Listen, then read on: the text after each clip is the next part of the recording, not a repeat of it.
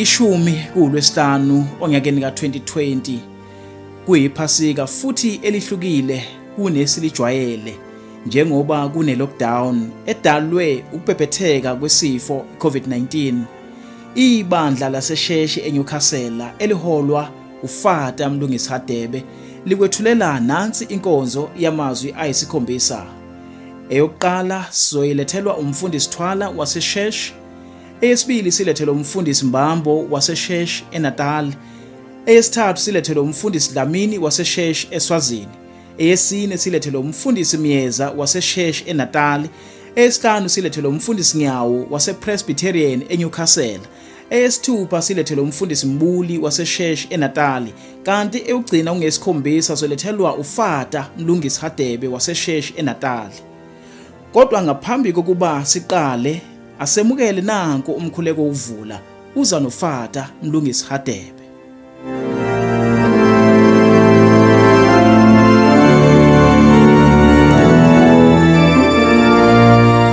Ngiyanibingelela abathandekayo kulesi sikhathi samanje, kungusuku lwangoLwesihlanu oluhle, sigubha umgubho wenhlupheko yenkosi yethu uJesu Kristu. Siqala ke manje inkonzo yamazwi ayisikhombisa, masikhuleke. Baba Somandla, beka indlebe emkhulekweni wethu, ubabheke ngomusa laba bendlu yakho uJesu Kristu inkosi yethu avuma ukukhashelwa ngenxa yabo ezandleni zezoni, ezwe ubuhlungu bokufela esiphambanweni, okhona ebusa nawe nomoya oyingcwele, uNkulunkulu munye manje naphakade. Amen.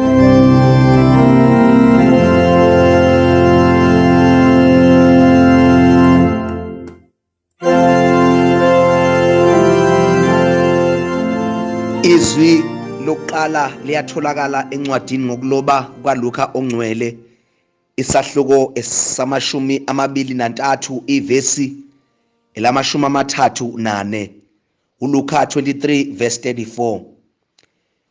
Kepha uJesu wathi, Baba, bathethelele ngokuba abakwazi abakwenzayo. Babelana izingubo zakhe benzelana unkatho. Kwakuwusiko lwamaRoma noma lwesizwe samaRoma ukubethela bonke abantu abonile esiphambanweni.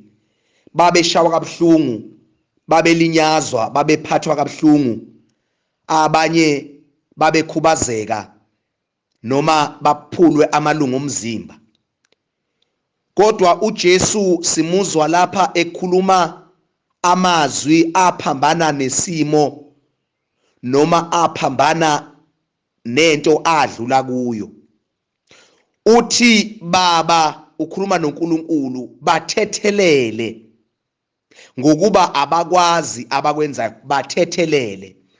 uJesu lapha bakithi ushumayela ivangeli elibaluleke kakhulu elenga esiphambanweni, okubiza ukuba thina njengabantu ababantwana bakaNkulunkulu nabayibiza ngokuthi amaKristu sisithathe lesi sibonelo sika Jesu.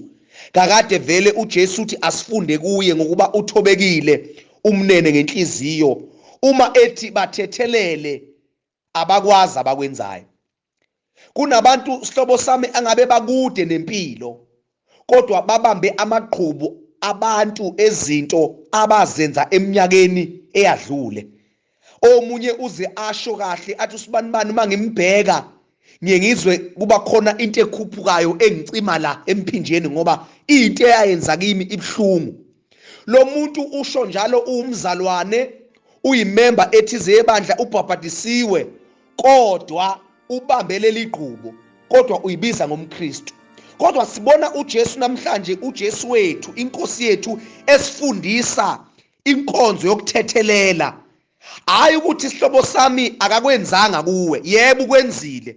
NoJesu babemshaya, babemthuka, babekhuluma zonke izinto bethi abanye uma indodana kaNkulunkulu zisindise usindise kanye nathi, kodwa uJesu emva kwakho konke lokho ukhuluma amazwi okuthethelela, ukhuluma amazwi okudlulisa. Sihlobo sami, kulesi insuku zephasika bengicela ukuthi uNkulunkulu ke umcele ukuthi akakufundise noma akakuphe lenkonzo yokuthethelela, inkonzo yokudlulisa bonke abantu abakwenza okubuhlungu, abanye abasekho emhlabeni kodwa usabambela amagqubu. Izingane zakho uyibambela amagqubu, ezinye azindawo uwe ubamba inhliziyo. Ngizothi sihlobo sami, ake ulingise uJesu namhlanje othi baba bathethelele ngokuba bakwazi abakwenzayo, ngoba kuyiqiniso ukuthi abanye babantu abasiphatha kabi abazi ukuthi benzani, abazenzi, kunomoya obaqhubayo. Manje thina kubiza ukuthi simelane nalo moya wobumnyama wamadimoni obaqhubayo ngokuthi sibathethelele. Hawu sihlobo sami, mthethelele nalo wathatha imali yakho, mthethelele nalo wathatha umyeni wakho, mthethelele nalo owathatha izingane zakho asisakondli namhlanje, uhlezi wedwa ekhaya. Ngizothi mntaka baba, thethelela, dlulisa. Ukuthethelela kunesibusiso, ukuthethelela kune breakthrough. Kunabantu ngabe bakude empilweni baba nje ukuthi abathetheleli, kodwa siza uJesu namhlanje ethi baba bathethelele. Inkonzo ebalekile lehlobo zami, lelizwi lokuqala libalekile ukuba silibambe, simcela uNkulunkulu ukuba sifundise inkonzo yokuthethelela, inkonzo yokudlulisa. Baba bathethelele ngoba bakwazi abakwenzayo. Amen.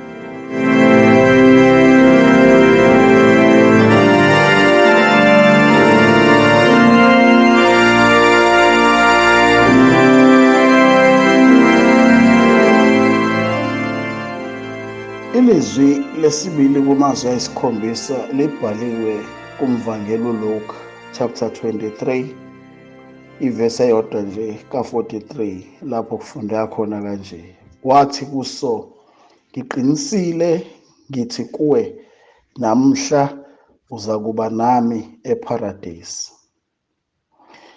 Iparadisi, bazalwane bami, kuyindawo lapho khona abantu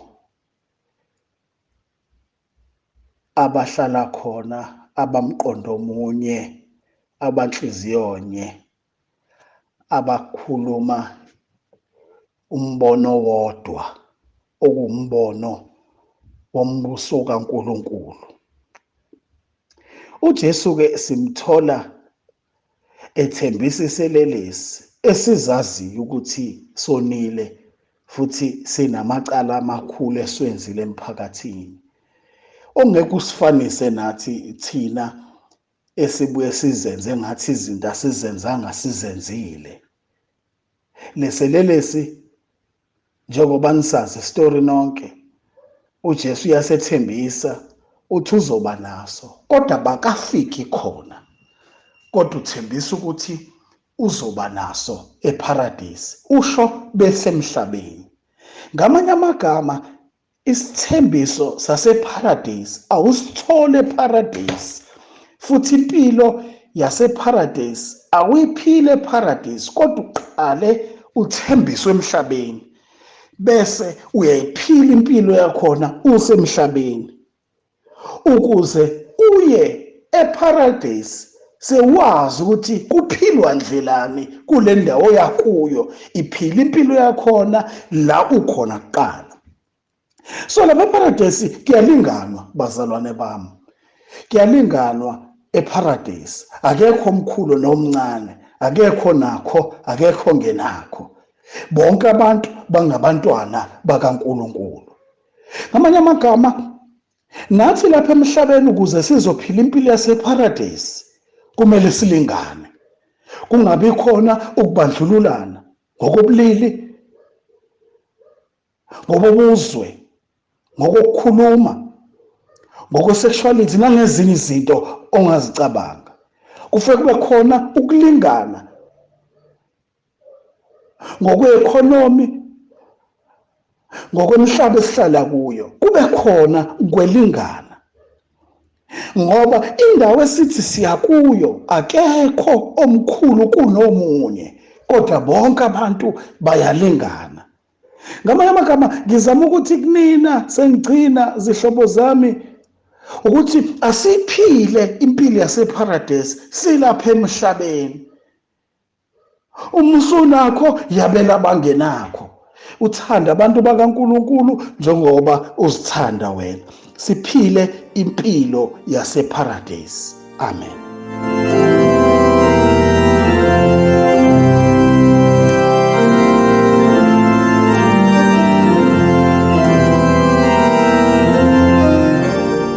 Livi lesithathu libhaliwe encwadini yaJohane sahloko 19 verse 26.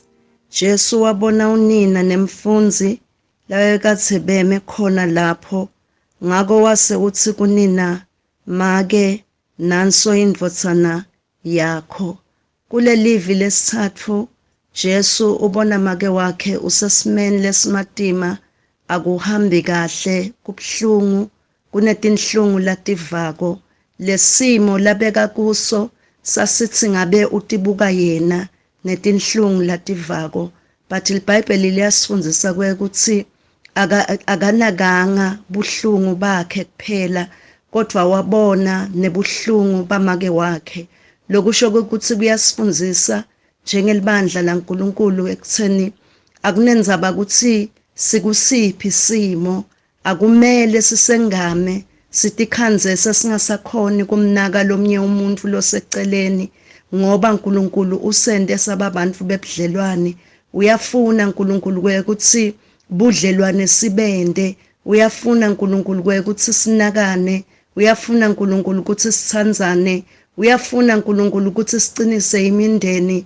Akunenzaba lokuthi mawubuka eceleni buhlungu lohlangabetana nabo bungakwenda ukuthi uvungaza uthi ngimi ngedwa lova lobuhlungu noma ngimi ngedwa lobhekena nalesimo, kodwa uthi Jesu namuhla noma singabe sishisa kanjani, noma ngabe uyeva ukuthi uyathi ngathi ngide emandla ekubukana naletinye tintfo, kodwa ngathi uyasifundisa asambuka makwakhe asesiphambanweni, ambuka lendlela bekatsabuke ngayo, umniketa likhambi, umniketa lomnye umfunzi lothi impilo isayitawuchubeka, nitawuchubeka nizawonye, nitawubambana, make siphile nizawonye, but libanga lami sengilicedzile emhlabeni, sengifike la khona kufune ngihambe ngibuyele kuNkulunkulu, kodwa ngifuni ukukushiya wedwa, ngifuna ukukushiya usebudlelwaneni. Lokusho ukuthi asinake njengebazalwane, asibakhe budlelwane, buhlungu nako konke lesibhekana nabo, akungasendi bangcwele, bese siyawasusa emehlo ethu kulabanye. uNkulunkulu sibitele kwekuthi sinakana silibandla, sinakane siyimindeni, sinakane sibantu emangweni, sinakane ngoba kumcoka lokho. Mangabe Jesu wakwenda asebhlungwini esiphambanweni, nathi kusho ukuthi singakwenda. Kunaka lomunye akudzingi lokuningi, kudzinga emandla akho. uNkulunkulu wemusa akubusise. Amen.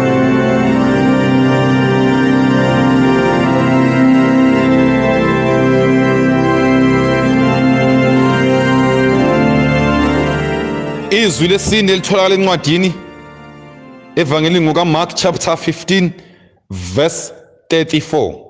Verse 34.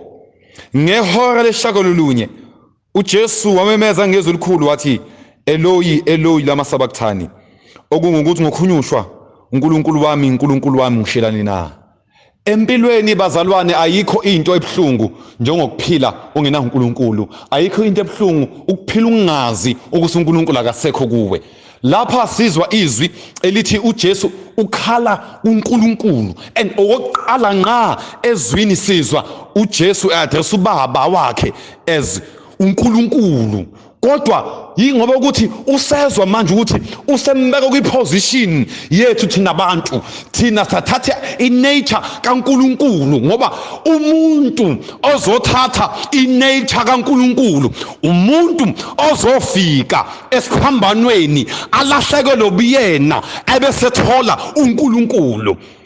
Uma uJesu alahlelwe uNkulunkulu esiphambanweni bekubiza abantu ke esiphambanweni balahlekelwe ukubona babuye lo uNkulunkulu. Ingakho uPaul mayebhala athi izwi lesiphambano kwababhubhayo libuwula kodwa kuthina esisindiswayo lingamandla kaNkulunkulu.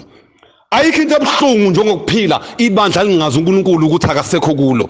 Ayikho into ebuhlungu njengokuphila umndeni ungazi uNkulunkulu akasekho kuwo. Ayikho into ebuhlungu ungazi abashadileyo uNkulunkulu akasekho emshadweni. Einganeni ayikho into ebuhlungu ukuphila ungazi ukuthi uNkulunkulu akasekho empilweni yaso. Kodwa ukuze uNkulunkulu simthole siyadinga ukwesiphambanweni la khona uJesu ashiwo uyise kukhona uNkulunkulu obusilindile esiphambanweni.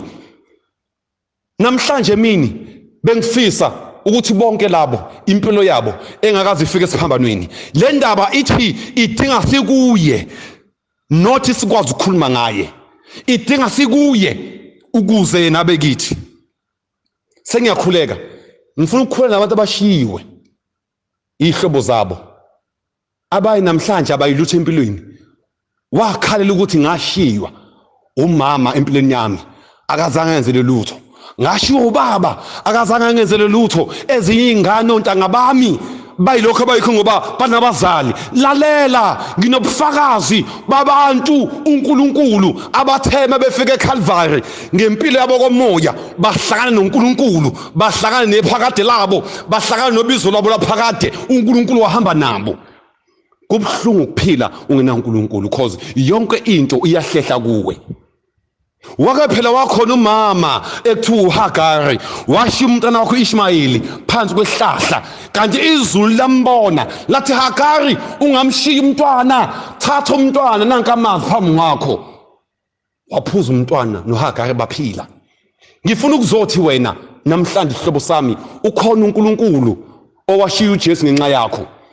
Uthi umhlabeleli akasoze angidele owangifela eCalvary. Ngiyakhuleka nawe ke usalalele lapha ekhaya ukuthi uNkulunkulu ungakuwe. Uma ungasuluza ukuphila kwakho esiphambanweni uzombona. Inkinga akwazi igenerator nogesi kothi ukuphila kanye kanye, kudingeka enye power isubmit ukuze kuvele enye. That's why uJesu uNkulunkulu wasubmit eCalvary esiphambanweni washiwa uyise ukuze sivele thina njengamadodana kaNkulunkulu. UGenesis chapter 48 sengivala uJakobe wenza isimanga eprofeta indaba yethu elithi uJakobe wabusisa amadodana akhe, wathatha isandla sakhe right wasibeka kwencane, wathatha sakhe left wasibeka kwendala, okuthi kushintshana izibusiso eCalvary. Ngakho uJesu ezwa isandla ebehleli kuye for eternity sisuka kuye siyohlala kithi. Isandla sahleli kithi sihambe nesiqalekiso sasuka kithi sahlala kuJesu. Ingakho ke athi uNkulunkulu wami ushiyelane na. Inkosi musinibusise, amen.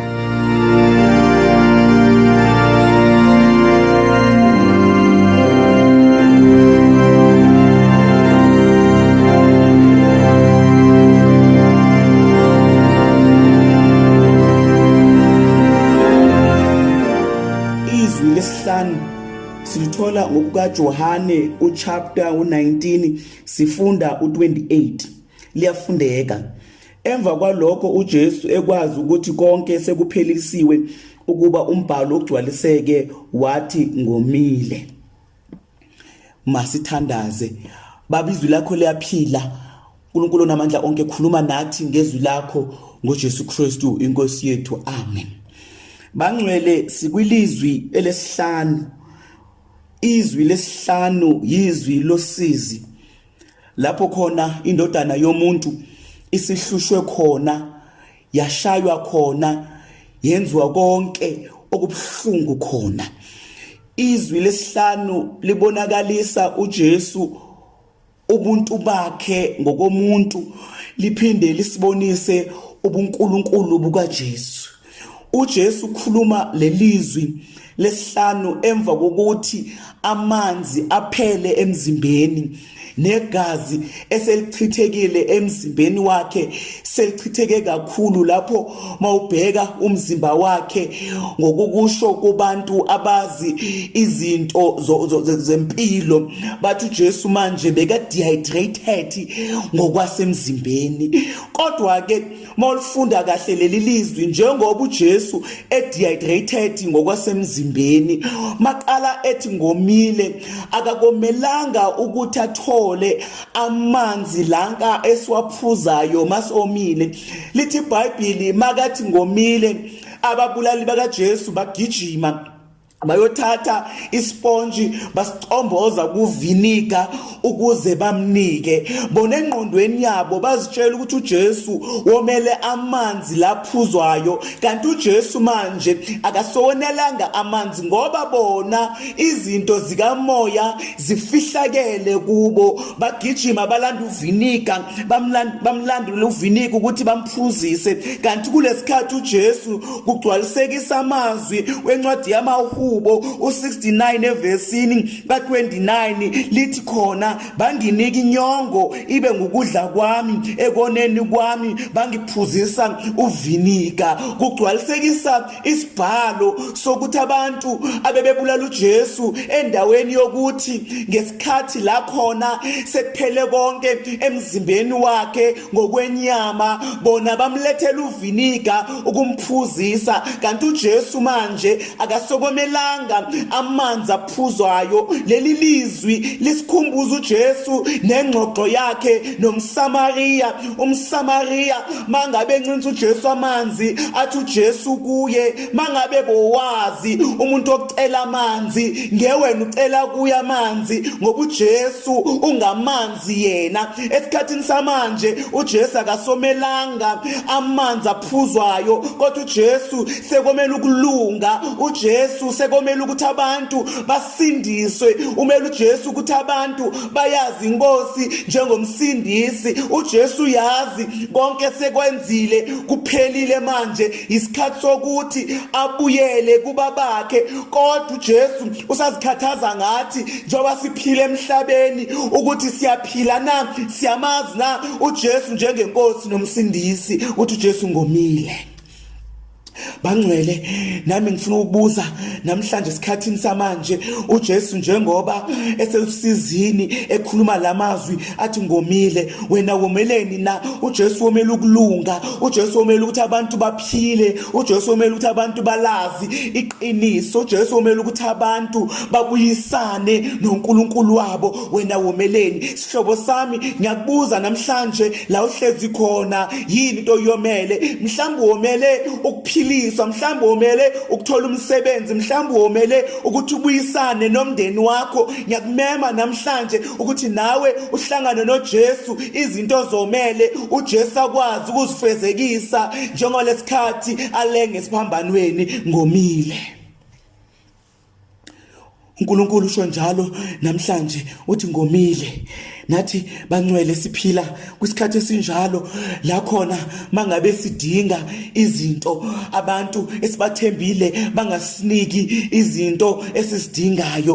Umuntu mangabe umcela ukuthi akunike okunye angakuniki kona. uJesu namhlanje uthi kithi zanini kimi nina nonke enisindwayo ninomileyo mina ngizoninika ukuphila ngoba uJesu ngamanzi wokuphila. Masizwa kuJesu ukoma asophinde soma masiki kuJesu. Nathi namhlanje bangcwele ngiyanimema maseni kuJesu nokoma kwethu konke ukome sinako. Uthi uJesu mangabe ningacela kimi amanzi anisoze naphinde noma. Nathi namhlanje singaye kuJesu. uJesu akwazi ukuqeda konke ukome sikunako empilweni kwethu, ukuswela kwethu, umsebenzi, ukungazwani kwethu neziphithiphithi esikuzo. Ngathi uJesu makakhuphuka intaba ekomeni kwakhe angakuthatha konke lokhu. uNkulunkulu angabusisa ke ukushumela kwelizwi lakhe manje kuze kube naphakade. Amen.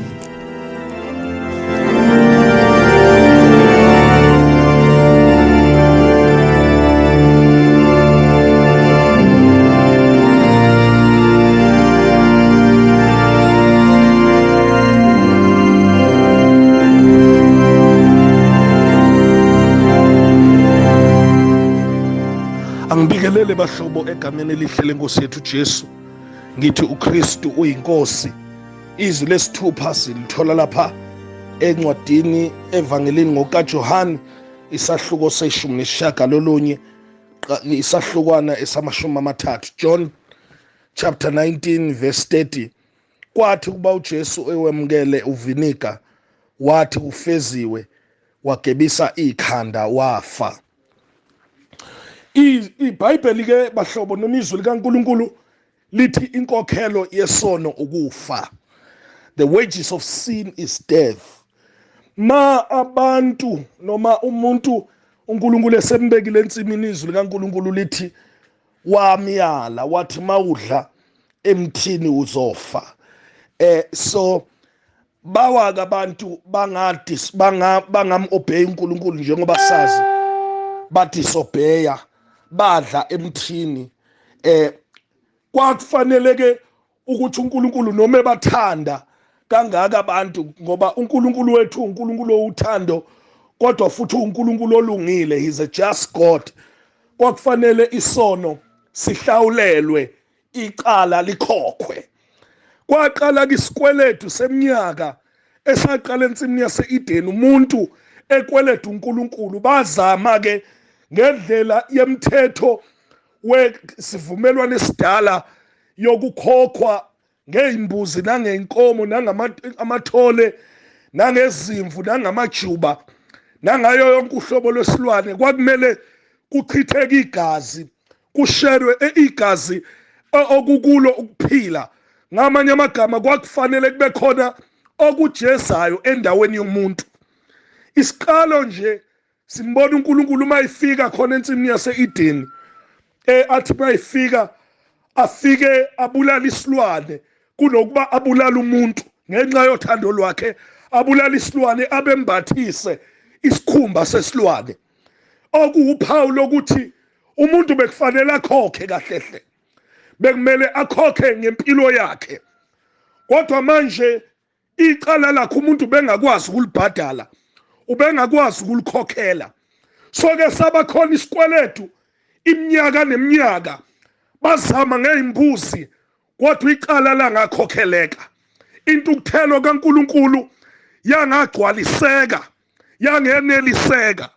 The justice of God ayizange ineliseke ngokuhlatshwa kweyimbuzi nokuhlatshwa kwamathole nangenkonzo yezivumelwano esidala.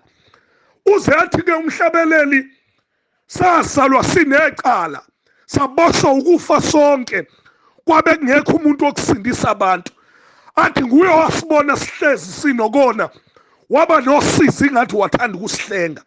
Ubeke esehla uNkulunkulu mayibona ukuthi abantu bayehluleka, abesethi kuJohane ngoba wathanda izwe kangaka waze wanikela ngendodana yakhe ezelwe yodwa, wehla kwaba uyena ozongena endaweni yabantu, wathatha imvelo yomuntu wembatha our humanity. Uthe mayithatha imvelo yethu wenyukele eCalvary, ethwele ukhulu lwesiphambano, ethwele umuthi wehlazo, ethwele umuthi wesiqalekiso, ethwele umuthi wokulahlwa obekufanele ngabe uthelwe umuntu, ethwele isiqalekiso neziqalekiso zabantu, iziqalekiso zayizolo, iziqalekiso zanamhlanje neziqalekiso zakusasa. Utheke mayinyuka isiphambanweni useyamemeza ngezwi lesithupha lithi iBhayibheli wathi kufesiwe, it is finished, kuphelile, sekugcwalisekile. Lento ethi it is finished isho ukuthi ngolimi othathwe kulo ithi tetelestai, paid in full. Wamemeza uJesu esesiphambanweni ukuthi icala lomuntu abelikweleta iminyakanyaka, isikweletu somuntu ebesikweleta iminyakanyaka sesikhokhwe ngokugcwele. It is paid in full. Mayememeza ethi paid in full usho ukuthi lento yafezakala, isafezakala, izohlala ifezekile nakusasa. Amacala ayizola khokhiwe akhokhiwa namhlanje azohlala ekhokheliwe nakusasa. Icala lomuntu likhokhwe ngokugcwele. Wayevala incwadi yamacala, wayedabula incwadi yamacala eyayimelene nathi ngemiyalo yayo, eyibethele esiphambanweni ethi kufeziwe icala lomuntu likhokhiwe. Inkokhelo yesono seyikhokhiwe. Wanyakaza uNkulunkulu ezulwini, wawamkela umhlatshelo mayethi kufeziwe. Wayethi sekuphelile, asekho isikweletu, ayikho enye into umuntu azobuya ayikhokhe, kodwa sekhokhe ngokugcwele ngokufa kwenkosi yethu uJesu, ngokuchitha kwayo igazi layo, ichitha ukuphila kwayo. Wayekhokhela wena, wayekhokhela mina. Iqalekiso ngisho nezozalo, ngisho nezakini sayikhokhelwe. Izono ngisho nesifihliweyo sikhokhelwe. Okwami nokwakho ukuba sikholwe kuyena owathi kufeziwe, kuyena owakhokhela icala lethu, uJesu umsindisi wethu. May God bless you.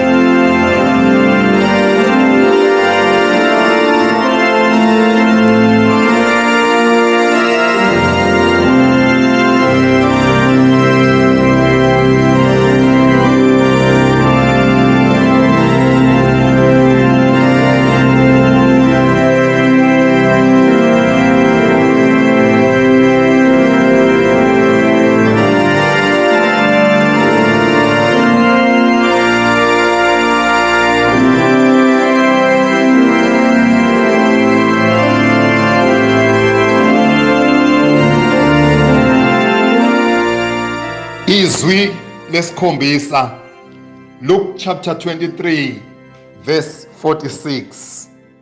uJesu wamemeza ngezwi elikhulu wathi, Baba, ezandleni zakho ngiyawubeka umoya wami. Eseshilo lokho wafa.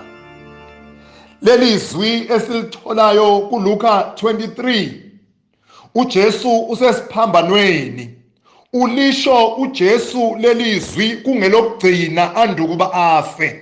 Baba, ezandleni zakho ngiyawubeka umoya wami. Lelizwi liyasifundisa bathandekayo ukuthi nxa singamakholwa sesibhekene nokufa sifa kanjani. uJesu lana esifunde khona usifundisa inkonzo yokufa, ukuba umuntu nxa elikholwa ufa kanjani, afe ukufa okuhle enikele umoya wakhe ezandleni zikaNkulunkulu. Kuyenzeka esikhathini esiphila kusona ufumanise ukuthi abantu nxa sebebhekene nokufa kungafeki ngenxa yezinto umuntu afuna ukuzikhuluma kubantu abathile. Uzwa bomndeni bethi mfundisi sicela usicelela amakholwa angabeseze ekhaya ukuzothandazela umama noma ugogo noma ubaba noma usisi noma ubhuti, ngoba sekunezinto ekungafanele ukuthi ziziwe ngabantu. Ugogo seyikhuluma noma umama seyikhuluma ezinamahlazo ezifaka nomndeni ehlazweni. Izinto lezi esezimbambile ekufeni, akusafeki manje. Lezi zinto seziyabuya sezima phambili kwakhe. Kodwa uJesu simthola la esifundweni esifunde khona kulelizwi enikela umoya wakhe kuNkulunkulu, esifundisa ukuba sifanele ukuba sife kanjani. Okokuqala lokho esikufundayo kulelizwi likaNkulunkulu uLuka chapter 23 verse 46, la uJesu enikela khona umoya wakhe, sifundisa ukuba nxa singamakholwa ikholwa lifa kanjani. Singafi ebathandekayo sinezindaba, asenze sure ukuthi noma sonile saqhuzuka endleleni siyayivuma izono zethu, ngoba igcina seziyintaba phambili kwethu. Uthola ukuthi ekufika ukufa akusafeki ngoba sekunezindaba ekufanele ukuthi ngiyikhulume manje sekungasafeki. Ngifuna ukuthi bathandekayo uNkulunkulu namhlanje uyasifundisa ukuthi ikholwa lifa kanjani. Asibeni ngamakholwa athi nxa esesefice ekufeni kodwa abe ngamakholwa ahlanzekile. Athi omunye umhlabeleli bonke abanethemba elinjalo bayayihlambulula impela, uthi balahla izono nemthwalo. Ngakho-ke nathi bathandekayo sibizelwe ukuba siyiqaphele le ngozi yokuba nxa sesibhekene nokufa kungabi utalatiya njengabanye kuthiwa hayi ningabe nisangena mfundisi ngoba ugogo noma umama noma ubaba usekhuluma izinto ezingafanele ukuba siziwe ngabantu. Okokuqala lokho esikufundayo ukufa kahle sinikele umoya wethu kuNkulunkulu nxa sesibhekene nokufa. Okwesibili lelizwi elisifundisa khona uJesu kuyo yonke into nxa esesekufeni ayikhumbula wakhumbula umkhuleko awufundiswa unina. Bekuthiwa ke ngokomlando wamaJuda nxa umuntu wesifazane eke wathola umntwana njalo ntambama nxa eseyomlalisa umntwana wayeshonela izwi baba ezandleni zakho ngiyawubeka umoya wami. Kuyothi umntwana nxa esekhulile esekwazi ukuzikhulumela esekwazi ukuzithandazela bese kumama guqa eceleni kombhede athi shono ke mntana ngoba sewuyalala ishingane ithi baba ezandleni zakho ngiyawubeka umoya wami. UJesu nxa esesesikhathini sokufa naye akakhumbulanga zonke izinto kodwa wakhumbula into eyodwa nxa esebhekene nokufa wakhumbula umkhuleko awufundiswa uMaria. Ngakho ke bathandekayo ake siqaphele nathi noma siyafundiswa namhlanje ukuthi abantwana fanele senze sure ukuthi kuyo yonke into abayikhumbulayo bakhumbula uNkulunkulu ezimeni ezinzima. Athi umbhali wencwadi yeZaga khulisa umntwana ngendlela eyakuba ngeyakhe ekothi nxa esekhulile angasuki kuyo. Abantu nxa sebebhekene nokufa ukufa sekula phambi kwabo ubabona benqaphaza bengafuni ukushona phambili noma bengamakholwa behlabelela ukuba ekhaya siyongena becula amaculo amnandi bathi Jerusalema ngiyakulangazelela. Athi uNkulunkulu esefikile sezomlanda umuntu aqala umuntu atibule manje ubone ukuthi nansi inkinga nansi inkanakana akuseki ngoba ukhumbula izinto azozishiya emuva. Inhliziyo ikhumbula imali yakhe. Athi umuntu nakho ngifa imali yami ngazizokwenze njani. Hawu izingane zami omunye akhale ngezingane zakhe nxa esesekufeni athi kodwa umagcina wami uzoba yini sekungasekho ukufa sekufikile. Omunye akhumbula izimoto zakhe omunye akhumbula indlu yakhe omunye akhumbula izinkukhu zakhe omunye akhumbule insimi yakhe. Athi ngizoba yini ithola ukuthi inhliziyo fanele ngabe iyaphambili nxa ukufa sekufikile kodwa ucabange emuva. Ngakho uJesu akacabanganga ezintweni eziningi nemisebenzi ayeyenza nakho konke ayenakho wacabanga umkhuleko awufundiswa unina othi baba ezandleni zakho ngiyawubeka umoya wami. Isihlobo ezinhle zikaNkulunkulu namhlanje kuleli phasika siyafundiswa ngokufa ukuba sibe ngamakholwa bathandekayo. Okokuqala elizwi esikhuluma ngalo lisifundisa ukufa ukuthi nxa uyikholwa ufa kanjani. Ukufa okuhle ufa unikela umoya wakho ezandleni zikaNkulunkulu. Okwesibili bathandekayo siyafundiswa ukuthi nxa sesibhekene nokufa asingacabangi zonke ezinye izinto kodwa simbheke uNkulunkulu esizoya kuye ngoba ukufa kithi kulisango lokusingenisa eparadise. Athi umpostoli Pawuli kukokubili lokhu ekuthiwa ngukhethe uma ngisala ngingaye enkosini nakho kuyinzuzo. Athi nokufa nakho kuyinzuzo ngoba ngizombona ekade ngimsebenzela. Siyafundiswa ke singane ezinhle zikaNkulunkulu ukuba phezukwayo yonke into nxa sesibhekene nokufa bathandekayo sibizele ukunikela impilo yethu kuNkulunkulu. Ake sibe ngamakholwa. Okwesibili esifundiswa khona bazalwane ukuba nxa sesibhekene nokufa asingacabangi ezinye izinto kodwa simbheke uNkulunkulu obiza impilo yethu. uJesu kuzo zonke izinto azicabanga wacabanga umkhuleko awufundiswa unina. Kaze bafundisana abakhe abantwana yini abantwana bakhe abayobambelela kuyo nxa isikhathi sesinzima. Enye ingane yake yafika ekhaya ihamba nogogo ngixoxela indaba sengigcina bathandekayo. Ifika ugogo wayo uhamba nalo mzukulu wakhe bafika ekhaya ngangisemncane nami kodwa le ndaba ngiyikhohle empilweni yami. Kuthiwa nxa behleli ke ugogo ke nalogogo yazazi izalukwazi ziyayikhinda indaba kade zagcinana.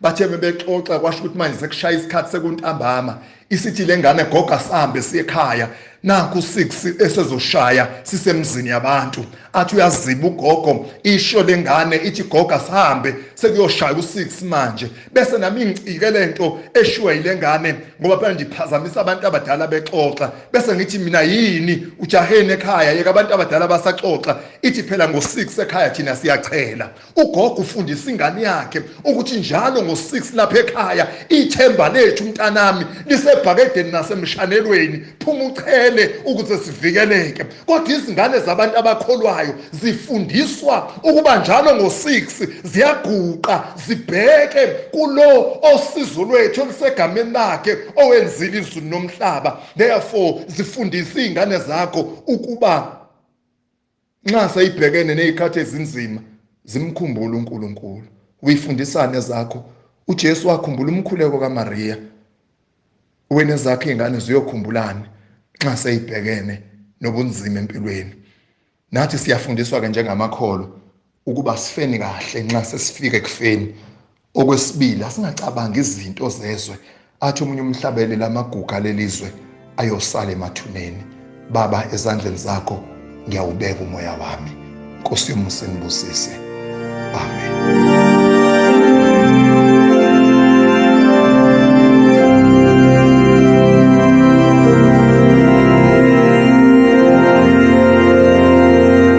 Masamukele umkhuleko wokuphetha amazwi ayisikhombisa.